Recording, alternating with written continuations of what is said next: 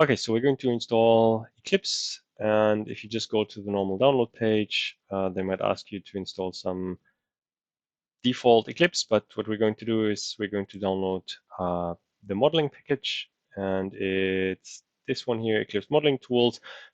It's basically a default Eclipse, but it already has some plugins installed that we need. You can choose your platform and then download it.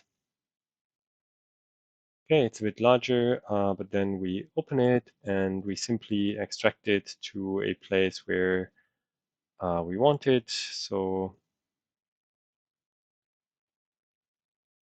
just need to extract it, maybe remember which version it is. So it's 2203, that's the current one. And then we can start it. So it will ask us for workspace. You can take whatever workspace you like. That's just the place where the files are going to be stored. Okay, and then we can start following the tutorial.